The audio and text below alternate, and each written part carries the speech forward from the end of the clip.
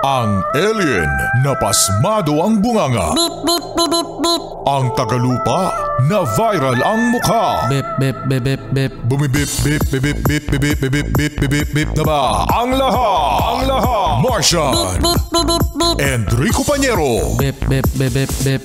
Beep, beep, beep, Bip, bip, bip, bip, bip. Bip, bip, bip, bip, bip. Titilaok! Titilaok!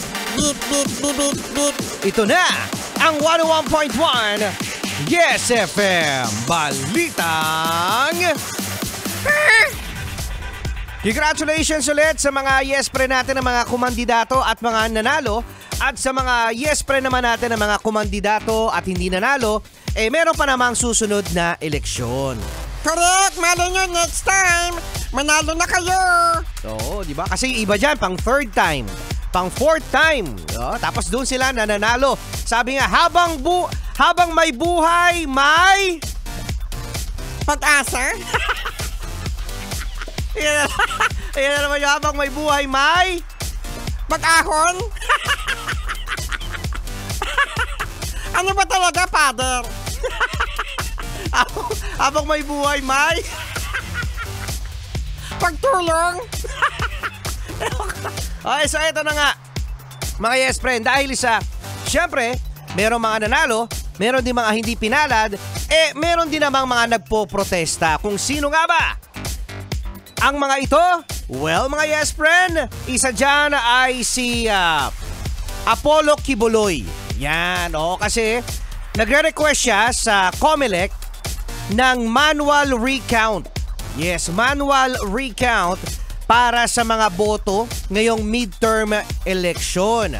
So, mga Yes Friend, Sir? so talaga, papagbibigyan ba ito ng COMELEC? Malamang sa malamang, parang hindi. Kasi kung titingnan natin mga Yes Friend, si Apollo Kibuloy ay nasa 31 slot. Okay, pang 31 siya sa mga tumatakbo ng senador. Oh! Malapit naman pala! Paano mo nasabing malapit? Paano mo nasabi na malapit yung 31? Kasi Rico Pañero, ang 31, nasa kalendaryo pa! Nasa kalendaryo pa pala yung 31. Pang 31. Maintindihan natin yung mga nandun sa 13 at saka pang 14 slot. Pwede sila magreklamo. Pero kung nasa malayo ka na, nasa 31 ka na mga Yes Friend, siguro that's the time na mag-concede at magpasalamat na lang sa mga sumusuporta sa'yo. No? Pero kasi ito, malaking abala to. Naalala nyo ba? Si BBM laban kay dating Vice President Leni Robredo. Di ba nagpa-recount din si BBM dati. Yung nga lang, ang nangyari, no? Wala! Walang nangyari. Halos matapos na nga ni Vice President Leni Robredo dati ang kanyang termino.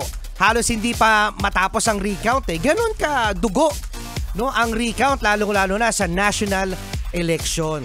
Kaya naman si Apollo Kibuloy, kaya magpasalamat na lang sana si Pastor sa kanyang mga sumuporta. Kasi, biro mo mga Yes Friend, yung merong bumoto sa'yo. Di ba nakakatuwa? Kahit isa lang? Kahit nanay mo lang? Sabihin mo na lang, thank you, ma. Ma, thank you, Binoto mo ako. Palayot.